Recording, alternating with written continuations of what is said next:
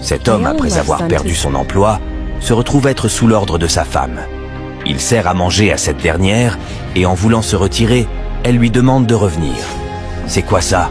C'est du gari. »« Gari et haricots » dit-elle en se levant. L'homme dit que c'est une combinaison qui marche. « De tout l'argent que je te donne dans cette maison, c'est ce que tu me présentes ça. Tu n'as pas laissé d'argent, dit le mari. « Tais-toi ! Je n'ai pas laissé d'argent. Suis-je celle qui est censée te donner de l'argent en tant que mon mari pour que tu cuisines ? N'est-ce pas toi qui devrais t'occuper de moi ?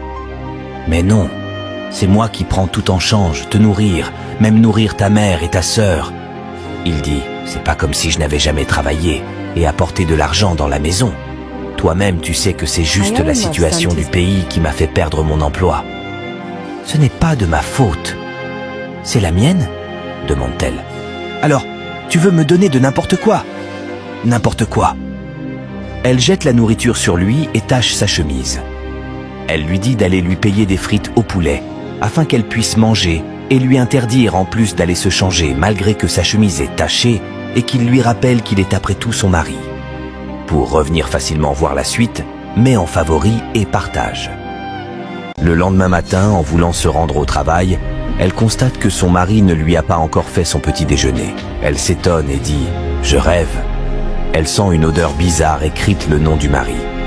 Étant très fatigué, l'homme se repose dans un coin de la cuisine et est pris par le sommeil. Elle vient dedans et crie à nouveau son nom. Elle éteint d'abord le gaz, se dirige vers l'arrière, prend un seau d'eau et pendant qu'il continuait son sommeil, elle verse toute l'eau sur lui. Il se réveille brusquement. Elle lui demande pourquoi il ose dormir dans la maison pendant qu'il cuisinait. « Veux-tu brûler la maison ?» lui demande-t-elle. « Regarde ce que tu faisais. Laisse-moi te dire une chose. Ma mère vient dans cette maison et j'aimerais que tu prépares une bonne soupe avant qu'elle n'arrive. » Il dit « Je me suis réveillé à 4 heures du matin et je travaille depuis sans relâche. J'ai nettoyé la maison, fait la vaisselle, lavé les vêtements et maintenant je suis fatigué en cuisinant. Voilà ce que tu viens me faire. C'est pour ça que tu veux brûler la maison ? Je sais que tu n'as pas de sentiments parce que tu ne paies même pas les factures. Bébé, je suis quand même humain. Pourquoi tu me traites de la sorte ? Tu n'as pas pitié pour moi ?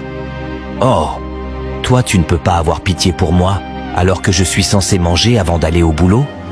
Je suis la seule à chercher de l'argent et tu me parles de pitié.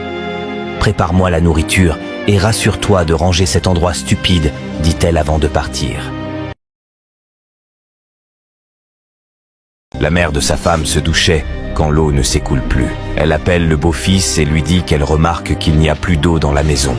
« Plus d'eau dans la maison ? Plus d'eau ? Je suis désolé, dit-il, et ajoute qu'il pensait que sa femme a payé la facture pour faire fonctionner le générateur d'eau. Vraiment ? Ce garçon est tellement impudique. Bref, va juste me chercher d'eau pour que je puisse prendre un bain avec mon copain. Vous faites quoi ?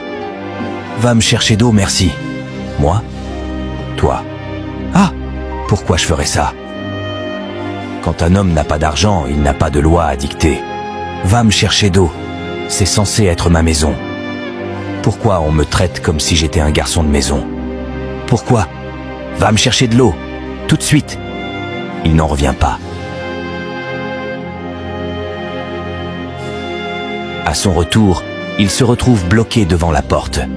Il tente d'ouvrir et dit « Mais je viens à peine de quitter ici. » Il torque la porte à plusieurs avant qu'elle n'ouvre et dit « Veux-tu casser la maison ?» Je viens juste de partir et la porte était ouverte. Et alors ?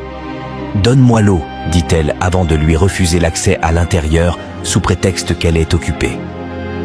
Malgré que ce dernier dit qu'il va juste rester au salon, elle dit qu'elle ne restera nulle part, qu'aujourd'hui elle utilise les 2 chambres, la chambre principale, l'autre chambre, la chambre des visiteurs, les toilettes, le salon, la cuisine et partout dans la maison. Tu ne vois pas ? Je fais ce que tu ne peux pas faire à ta femme.